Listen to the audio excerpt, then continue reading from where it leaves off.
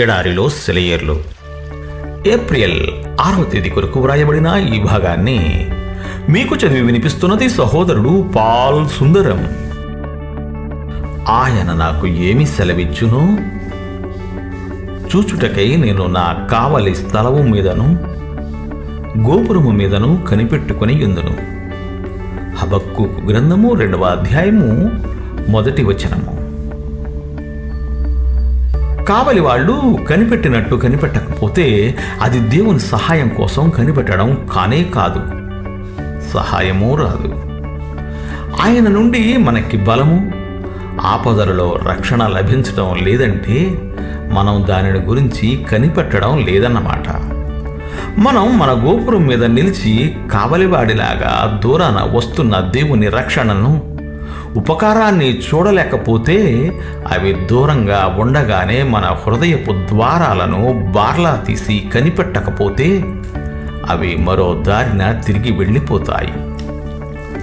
ఒక వ్యక్తిలోని నిరీక్షణ రాబోయే ఆశీర్వాదాల కోసం అతన్ని అప్రమత్తతో ఎదురు చూసేలా చెయ్యలేకపోయినట్టయితే అతనికి ఏమీ దొరకవు.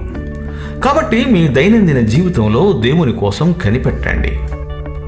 ఒక సామెత ఉంది, నిజంగా దైవాశిస్సుల కోసం కనిపెట్టే వాళ్ళకి కనిపెట్టడానికి దైవాశిస్సులేమీ అక్కర్లేదు.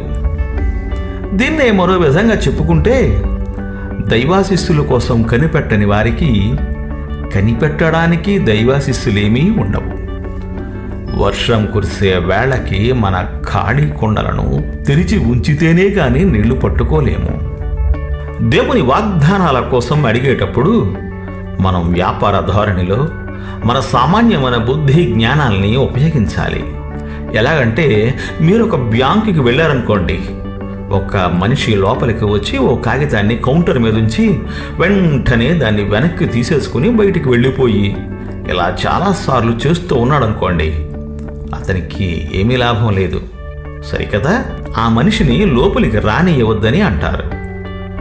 బ్యాంకులో నిజంగా పని ఉండి వచ్చేవాళ్ళైతే తమ చెక్కుల్ని బ్యాంకులో ఇచ్చి తమకు డబ్బు ముట్టేదాకా ఓపిగ్గా కూర్చొని తమ పని అయిన తర్వాతే తిరిగి వెళ్తారు. అంతేకాని ఆ చెక్కుని అక్కడుంచి దాని మీద ఉన్న సంతకం ఎంత అందంగా ఉంది అంటూ మురిసిపోయి ఆ కాగితం ఎంత బ్రహ్మాండంగా ఉంది అంటూ మెచ్చుకుని వెళ్ళిపోరు. దానికి ప్రతిగా వాళ్ళకి డబ్బు కావాలి. తమ చేతికి డబ్బు వచ్చేదాకా వాళ్ళు సంతృప్తి చెందరు. ఇలాంటి మనుషులకి ఆ బ్యాంకులో ఎప్పుడూ ఆహ్వానం ఉంటుంది. అయితే ప్రార్థనలో కూడా కొందరు మనుషులు ఆటలాడుకుంటారు. ఎంత విచారకరం!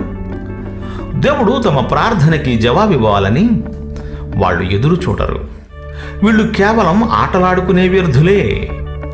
మన పరలోకపు తండ్రి ప్రార్థనలో మనతో నిజమైన వ్యాపార సంబంధాన్ని పెట్టుకోవడానికి సిద్ధంగా ఉన్నాడు.